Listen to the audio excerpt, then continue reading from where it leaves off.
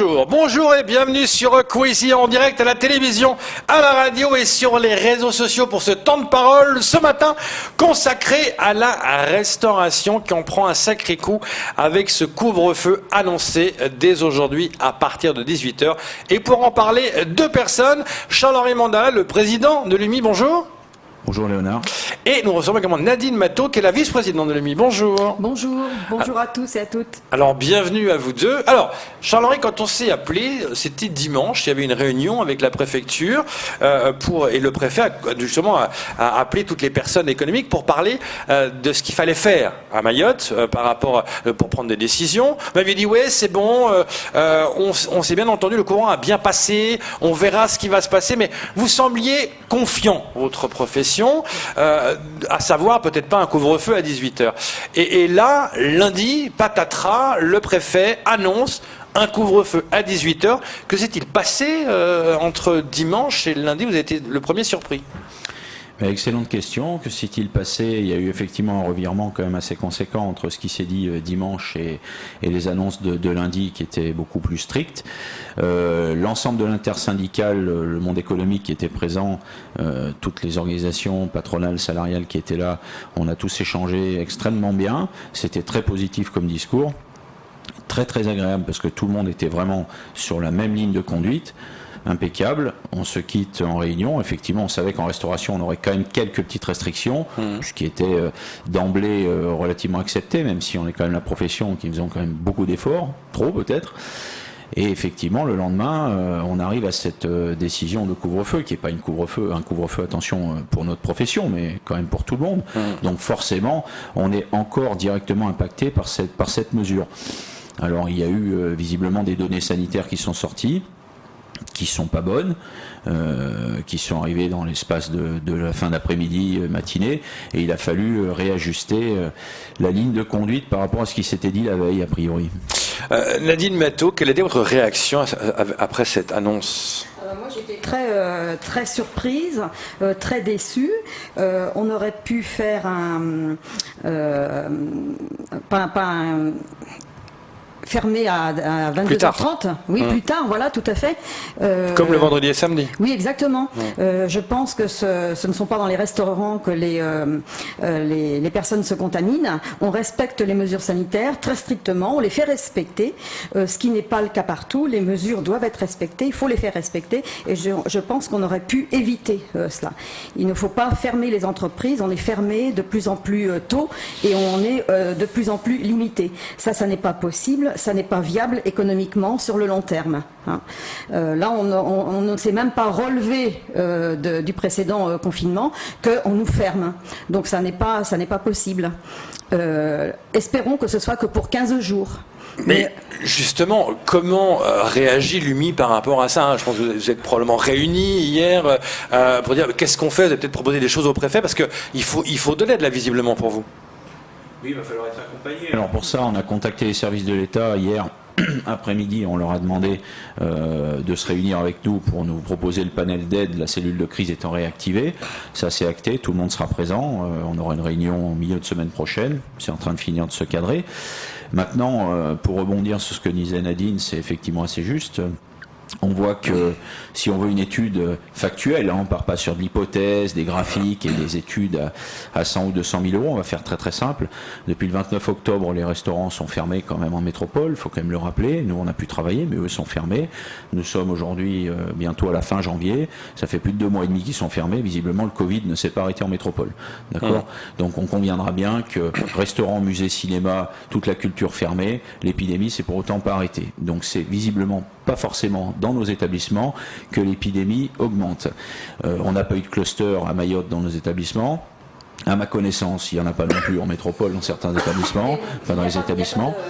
Il n'y a pas de cluster dans les entreprises. Il n'y a pas de cluster dans les entreprises. Les entreprises respectent strictement les mesures sanitaires. Celles qui ne respectent pas les mesures sanitaires, on doit leur supprimer les aides ou les fermer.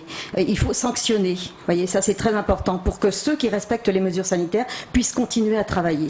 Et ce ne sont pas des aides que nous demandons, ce sont des indemnisations face à un préjudice que l'on subit. Alors, ils ont déjà fait des indemnisation pour les Oui, restaurants. mais on est loin du compte. À ce point-là très loin. Oui, on est très très loin du compte. On a l'activité partielle, d'accord. On a le fonds de solidarité. Il y a le prêt garanti par l'État, mais le prêt garanti par l'État doit être remboursé. C'est un prêt. On n'accumule pas les prêts. Les entreprises ne peuvent pas s'en sortir de cette façon. Il faut respecter les mesures sanitaires, il faut que les entreprises restent ouvertes et puissent continuer à travailler dans le respect des mesures sanitaires. Là où les mesures sanitaires ne sont pas respectées, l'État a tous les moyens pour sanctionner. Alors, retrait des indemnisations, fermeture des établissements. Alors c'est vrai que dans vos restaurants respectifs, on l'a vu, vous avez scrupuleusement respecté les normes. Ça a eu des coûts, tout ça. Vous avez mis en place tout ça. Est-ce que vous avez été déjà indemnisé pour ça? Quelle est votre réaction de dire, voilà, moi, vous faites tous les efforts du monde pour suivre ce que dit l'État, et malgré tout, paf, rideau. Oui. Non, ça, ce n'est pas possible d'aller chercher un remboursement des coûts par-ci, par-là. On ne peut pas fonctionner comme ça, les entreprises. Ça n'est pas possible. Voyez, il faut un cadre bien défini, on le respecte et on reste ouvert, on doit rester ouvert. On ne peut pas aller présenter une facture de 300 € pour les masques, de 2000 € pour autre chose, ça n'est pas possible. Aller chercher à la sécurité sociale, aller chercher ailleurs, on n'a pas le temps pour ça, on doit faire tourner nos boîtes. Et justement, pendant ce moment-là, maintenant c'est acté, c'est 18h, vos restaurants devront être fermés à 18h, donc ils pourront fonctionner quand même à midi. Qu'est-ce que vous allez mettre en place pour pallier à ce manque, visiblement, qui va arriver pendant en tout cas 15 jours? On ne pourra pas pallier, c'est impossible. Impossible. C'est impossible. On va pouvoir faire un peu de vente à emporter, mais on ne pourra pas pallier. La restauration du soir est très importante. Elle est plus importante que celle du midi. Donc on ne pourra pas pallier. Voilà, c'est clair. Je ne peux rien dire d'autre. On ne pourra pas pallier. On peut chercher tout, on ne pourra pas pallier. Même sentiment, Charles-Henri? Oui, exactement. Alors pour compléter, déjà, il y a plusieurs problématiques. Nos établissements sont tous différents. Il y a des établissements qui ne sont pas du tout capables de faire de la vente à emporter ou de la livraison, qui ne sont pas dimensionnés pour ça, ou leur cuisine ne se prête pas à ça. La vente à emporter ou la livraison, c'est un métier. Il faut arrêter de penser que les gens se lèvent le matin, deviennent ceci ou changent cela. C'est pas toujours possible. C'est très compliqué. On a des normes sanitaires. On fait pas ce qu'on veut, comme on veut dans la restauration. Ça, c'est une première donnée. Indépendamment de ça, la vente à emporter est tolérée jusqu'à 18h. Uniquement, puisqu'après il y a le couvre-feu, donc la vente à emporter c'est terminé, c'est rideau. Mais il ne reste donc que la livraison à domicile possible, ce qui nous permet effectivement de garder les salariés avec nous sur un horaire de service, on dira classique, de fermeture classique. Ils rentrent ensuite avec l'attestation chez eux puisqu'ils sortent du travail, aucun problème là-dessus. Mais ceci étant, si c'est venir au travail avec son staff le soir pour faire 3 ou 4 plats en livraison, ça n'a aucun sens économique. Et on est bien d'accord que de toute façon, ça ne couvrira absolument pas les charges. Donc je rebondis effectivement sur ce que disait Nadine. Dans la restauration, pour l'UMIH, le discours a toujours été le même. Laissez-nous travailler. On est responsable, on est respectueux de la réglementation, on a un protocole sanitaire qui est certainement un des plus stricts et qu'on met en application. Le préfet lui-même a loué dimanche la très bonne tenue de l'ensemble de la profession durant cette crise sanitaire, malgré tout ce qui nous est tombé sur la tête. Les professionnels ont fait un effort conséquent. Donc effectivement, on a besoin de souffler parce qu'on s'en sort pas. On lui reconnaît par contre le fait d'avoir pris des bonnes décisions pour Mayotte sur la période de fin d'année, où on a eu craint pendant un moment qu'on serait mis dans le même sac que la métropole et refermé de nouveau. Donc effectivement, on a pu travailler un peu sur la fin d'année et c'est tant mieux, parce que sinon c'était vraiment l'hécatombe garantie. Aujourd'hui, la peur redevient présente et de nouveau à nos portes, quoi. Donc le partiel va recommencer pour nos salariés, l'incertitude sur leur emploi, l'incertitude sur nos entreprises, et l'adaptation est pas toujours faisable. Oui, j'allais dire, il y a un coût financier, il y a des pertes financières, ça met en péril vos restaurants. Oui, complètement, et c'est pour ça qu'il faut continuer à fonctionner. On ne peut pas continuer comme ça. Ça n'est pas viable sur le plan économique, sur le moyen terme et le long terme. Ça n'est pas viable, malgré toutes les aides de l'État. Et on ne demande pas l'aumône, on demande à travailler dans le respect des règles sanitaires. Bon, là, vous n'avez pas le choix pendant 15 jours, ça se ferme à 18h. Qu'allez-vous faire, Nadine, pour pallier à tout ça ? Comment vous allez réagir? Je ne pourrais pas pallier. Je vais rester ouvert le midi. Voilà. Je propose à emporter. Mais mes clients. Vous allez un peu réinventer des choses. Mes clients viennent pour passer un bon moment à table. ils ne vont pas passer un bon moment chez eux, même avec des entrecôtes, des côtes de bœuf chez eux. Donc ça n'est pas possible. Et une bouteille de vin qu'on ne peut pas vendre à partir de 18h. Donc ça n'est pas possible. Mais est-ce que vous avez plus développé le midi, vu que vous dites que c'est le soir forcément qu'il y a plus de monde, mais du coup, mettre l'accent plus sur le midi? Oui, mais le midi, on est ouvert, on ne peut pas faire plus. Hein. Moi, j'ai une jauge de 50 couverts. En temps normal, je peux recevoir 80 personnes. Donc, tout le monde est bienvenu. Vous voyez, pour le midi, il n'y a pas de souci. Mais les clients vont avoir une journée très stressante, terminée à 18h, rentrer chez eux à 18h.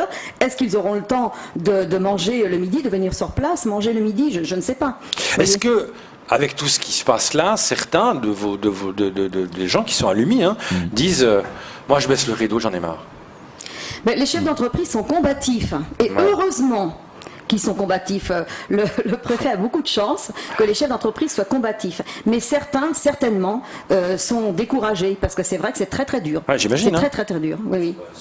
C'est pas certainement, c'est sûr. On a plusieurs de nos collègues effectivement qui sont pas loin de jeter l'éponge. Faire l'élastique, le stop and go, c'est totalement insupportable. Il n'y a pas une donnée économique, il y a une donnée psychologique. Quand on entretient une activité professionnelle et que vous êtes effectivement obligé de vous lever, penser à vos salariés, faire les salaires, payer vos charges, etc., c'est autrement plus compliqué que d'être sûr d'être payé à la fin du mois. Là, on a quand même un véritable souci. On est dans le privé. Si on ne travaille pas, rien rentre dans la caisse. Donc c'est un vrai problème. Tous les jours, on se retourne le cerveau. Le service du midi, s'adapter, allonger un peu le service du midi. Ma foi, on peut toujours essayer d'envisager tout et n'importe quoi sur 15 jours et tester, mais très sincèrement, économiquement, ça n'est effectivement pas viable. Et indépendamment de ça, Nadine l'a bien rappelé, on a jaugé nos établissements. C'est-à-dire qu'on a respecté le protocole sanitaire à la lettre, on affiche nos capacités d'accueil qu'on a volontairement restreints.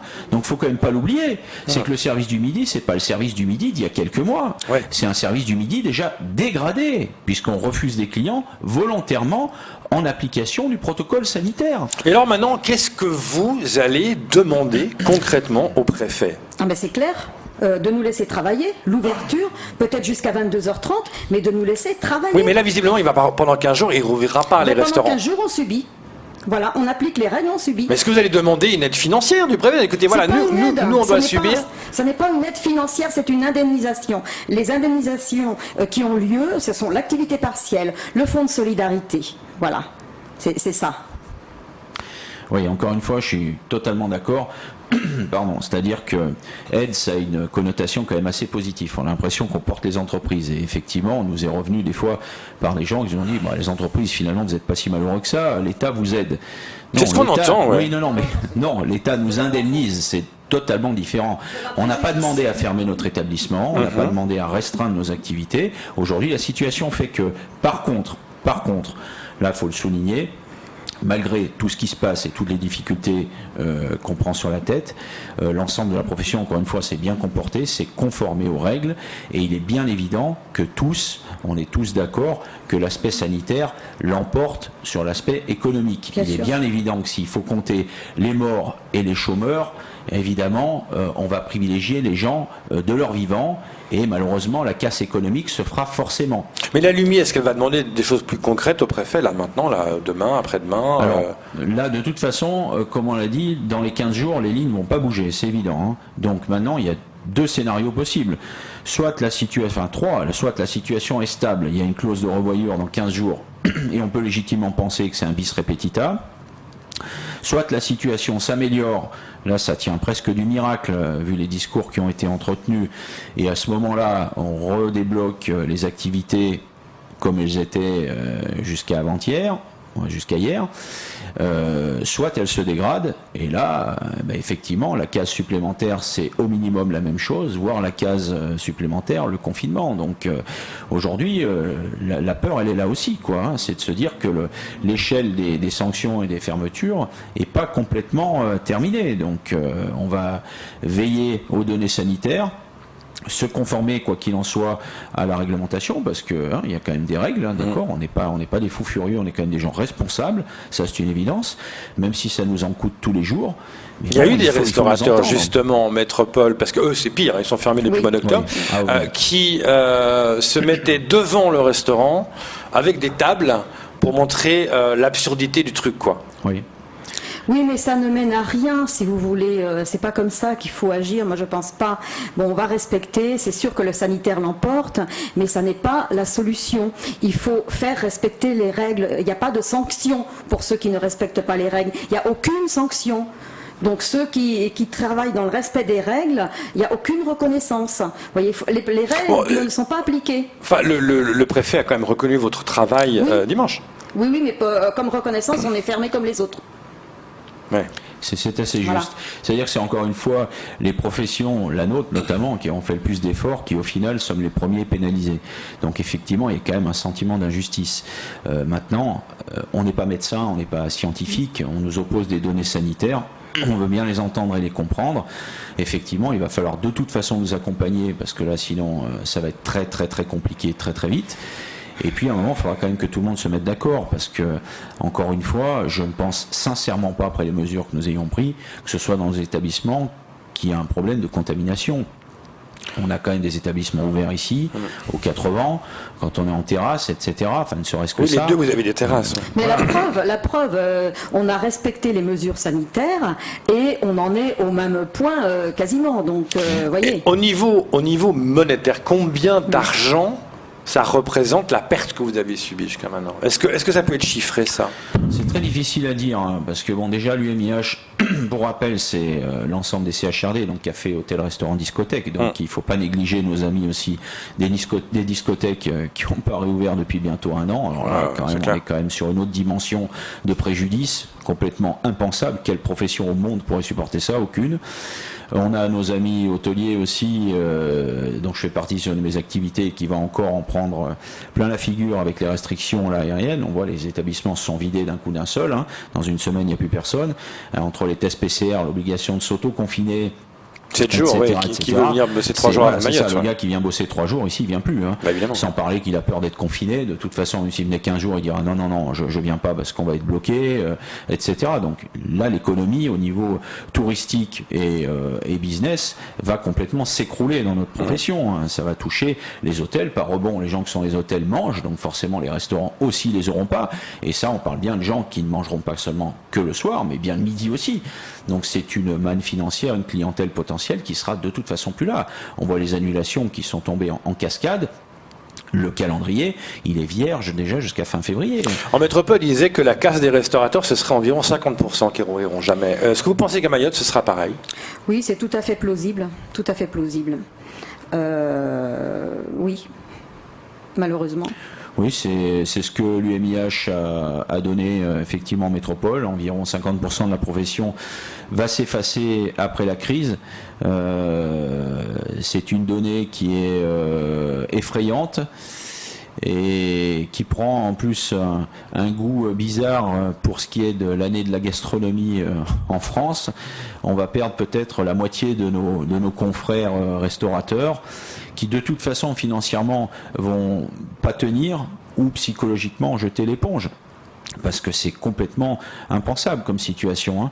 Vous êtes quand même, chef d'entreprise, on va quand même le rappeler, c'est quand même quelqu'un de responsable, c'est quelqu'un qui met son argent, son savoir-faire, un temps effroyable, qui compte pas ses heures de travail, qui embauche des gens, donc qui porte des familles aussi autour de lui, qui sont ses collaborateurs, qui en prend soin, qui les paye, qui les accompagne dans leur cheminement professionnel. C'est une charge et une responsabilité, c'est pas n'importe quoi. Donc quand on a fini le travail à proprement parler, on rentre à la maison, on a encore du travail.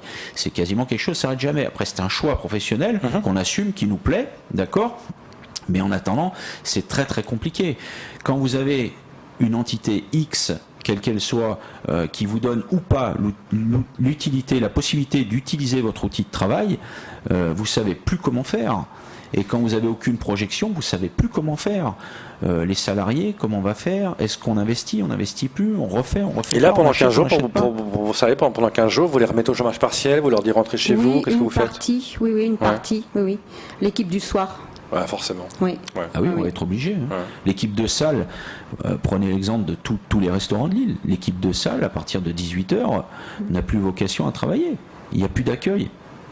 Qu'est-ce qu'on fait? On peut quand même pas mettre les gens assis sur une chaise à rien faire. Effectivement, c'est compliqué. Merci beaucoup d'être venu ce matin pour parler. Et on vous suivra évidemment ça de très près. C'est évidemment par rapport à ce couvre-feu qui va commencer dès ce soir à 18h. C'est tout pour ce temps de parole.